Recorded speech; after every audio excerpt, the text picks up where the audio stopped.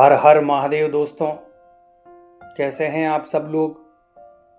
मैं शिव शक्ति से प्रार्थना करूंगा कि आप सभी लोग स्वस्थ रहें और मस्त रहें। दोस्तों, जैसा कि आप लोग जानते हो कि शिवलिंग कोई साधारण पत्थर नहीं है, बल्कि स्वयं भगवान शिव है। वही भगवान शिव जो सृष्टि की उत्पत्ति है और संहारक भी। शिवलिंग एक ऐसी शक्ति का प्रतीक है जिसका न कोई आरंभ है और ना ही कोई अंत।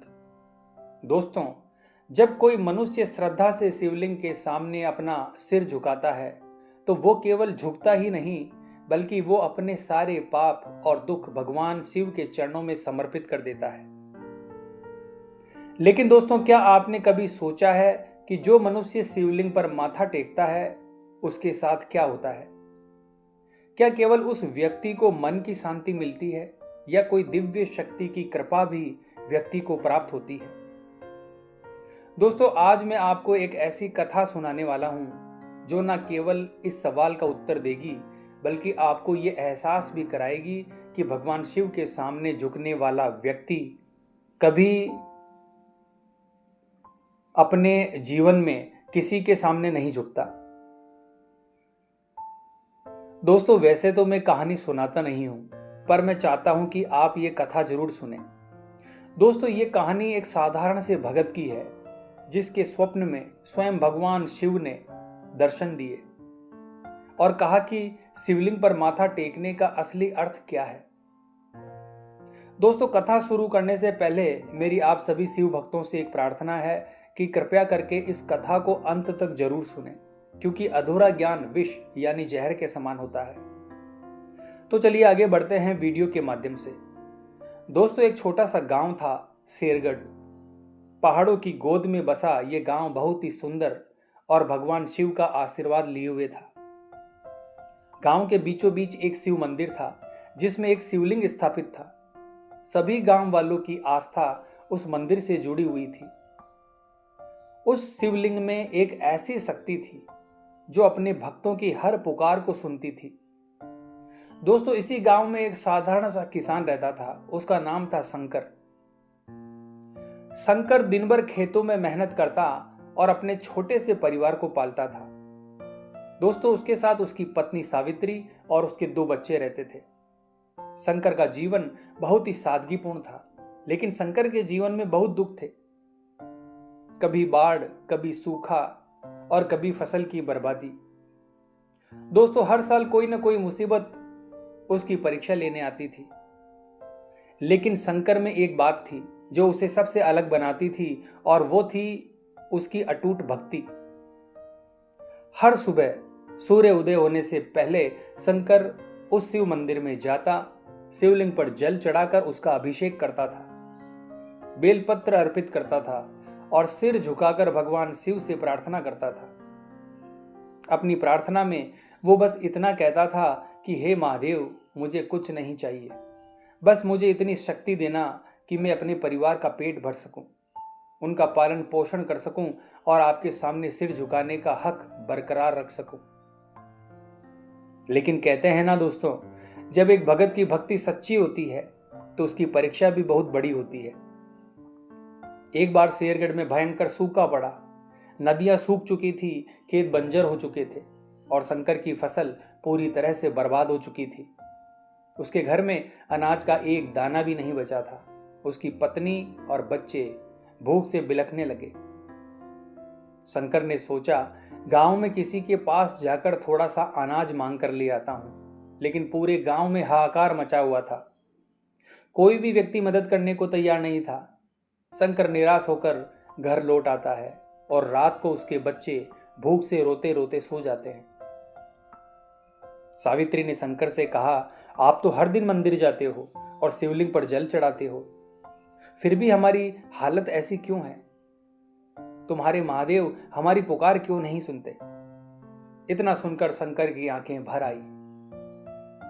वो कुछ नहीं बोला और बस चुपचाप मंदिर की ओर चल पड़ा। मंदिर पहुंचने पर वो शिवलिंग के सामने सिर झुकाता है और कहता है, हे महादेव, मैंने कभी आपसे कुछ नहीं मांगा, लेकिन आज मेरे बच्चों की भूख मुझसे देखी नहीं जाती। अगर आप ही मेरी पुकार नहीं सुनोगे तो कौन सुनेगा?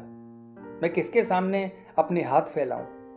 ये कहकर शंकर उस रात मंदिर में ही सो जाता है। उसी रात को एक स्वप्न शंकर को आता है। स्वप्न में वो एक विशाल पहाड़ देखता है और उस पहाड़ पर वो एक चमचमाते हुए शिवलिंग को देखता है। इतने में वहां पर स्वयं साक्षात महादेव प्रकट होते हैं। उन्हें देखकर शंकर कांपने लगता है। शंकर महादेव के सामने सिर झुकाता है और कहता है, हे प्रभु, आपने मुझे दर्शन क्यों दिए?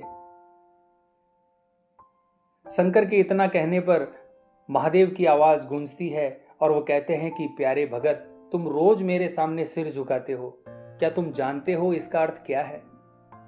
शंकर चुप रहता है। महादेव ने कहा, जो मनुष्य शिवलिंग पर माथा टेकता है वो सिर्फ मेरे सामने नहीं झुकता, वो अपने अहंकार को झुकाता है। वो अपने सभी दुखों को मेरे हवाले कर देता है और जब वो उठता है तो मेरी शक्ति उसके साथ चलती है। प्यारे भगत, तुमने मुझसे कभी कुछ नहीं मांगा, लेकिन तुम्हारी भक्ति ने मुझे प्रसन्न कर दिया है। उठो और मेरे दिखाए हुए रास्ते पर चलो। महादेव शंकर को एक रास्ता दिखाते हैं। शंकर को एक नदी दिखाई देती है जिसके किनारे पर एक पेड़ था। उस पेड़ के नीचे एक मटका दबा हुआ था। महादेव शंकर से कहते हैं, प्यारे भगत, ये मटका तुम्हारा है।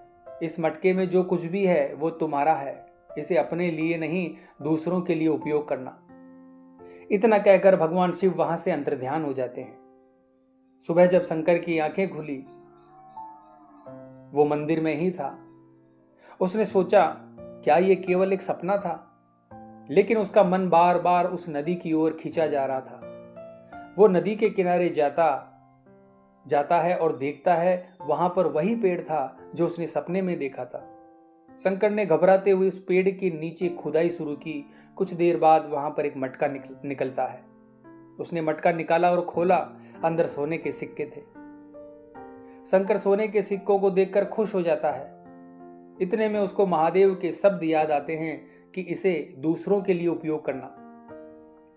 उसने उन सिक्कों से गांव में पानी की व्यवस्था के लिए कुआं खुदवाया ताकि लोगों को सूखे में पानी मिल सके।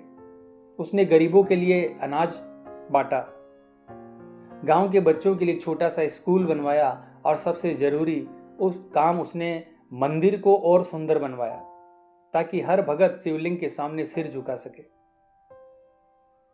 दोस्तों, अब शंकर का जीवन बदल चुका था। उसके खेत फिर से लहलहाने लगे, उसके बच्चे स्कूल जाने लगे और उसकी पत्नी सावित्री का चेहरा फिर से मुस्कुराने लगा। लेकिन दोस्तों, शंकर ने कभी किसी को नहीं बताया कि वो मटका उसे कहां से मिला। वो हर दिन मंदिर जाता और शिवलिंग पर माथा टेक कर कहता कि हे महादेव, आपने मुझे नहीं, मेरे पूरे गांव को बचाया है। दोस्तों, समय बीतता गया और शंकर अब बूढ़ा हो चुका था। एक दिन जब वो मंदिर में बैठा था तो वहां पर एक यात्री आता है और वो शंकर से पूछता है कि बाबा, मैंने सुना है कि इस मंदिर के शिवलिंग में बड़ी शक्ति है। कौन सी शक्ति है इस शिवलिंग में? जो व्यक्ति यहां माथा टेकता है उसके साथ क्या होता है? क्या आप मुझे बता सकते हैं? शंकर मुस्कुराते हुए यात्री को अपने पास बिठाकर बोलता है, बेटा, शिवलिंग पर माथा टेकने का मतलब है अपने आप को भगवान शिव के हवाले कर देना। और जब तुम यहां सिर झुकाते हो तो तुम अपने सारे दुख, अपने पाप, अपनी चिंताएं भगवान शिव के चरणों में रख देते हो। और जब तुम उठते हो तो भगवान शिव तुम्हें वो शक्ति देते हैं जो तुम्हें हर मुश्किल से लड़ने की हिम्मत देती है। शिवलिंग कोई पत्थर नहीं है, ये उस विश्वास का प्रतीक है जो तुम्हें बताता है कि तुम अकेले नहीं हो। भगवान शिव यानी महादेव तुम्हारे साथ है। इतना सुनकर उस यात्री की आंखें नम हो गई। उसने शिवलिंग पर माथा टेका और शंकर से कहा, बाबा, आपने मुझे आज वो सत्य बता दिया जो मैं सालों से ढूंढ रहा था। तो दोस्तों, ये थी शंकर की कहानी, जो एक साधारण सा भगत था जिसने शिवलिंग पर माथा टेका और भगवान शिव ने उसे न केवल दर्शन दिए बल्कि जीवन का असली मोल समझाया कि शिवलिंग पर माथा टेकने का मतलब है अपने अहंकार को त्याग देना, अपने दुखों को भगवान शिव के हवाले कर देना। और जब आप ऐसा करते हैं तो भगवान शिव आपकी हर पुकार सुनते हैं और आपको रास्ता भी दिखाते हैं, वो रास्ता जो न केवल आपके जीवन को बदलता है बल्कि दूसरों का भी भला करता है। तो दोस्तों, अगली बार जब भी आप किसी शिवलिंग के सामने जाएं तो थोड़ा रुकें, थोड़ा सोचें। आप केवल एक पत्थर के सामने नहीं झुक रहे हो, आप उस सर्वशक्तिमान शक्ति के सामने झुक रहे हो जो पूरी सृष्टि को चलाती है।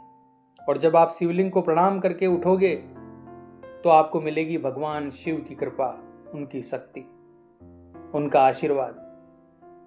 तो आज की वीडियो में बस इतना ही दोस्तों। उम्मीद करता हूँ आज की ये कहानी आपको अच्छी लगी होगी। तो कमेंट बॉक्स में हर हर महादेव जरूर लिखे दोस्तों। मिलते हैं अगली वीडियो के माध्यम से। जय मां अम्बे, जय श्री कल्याण।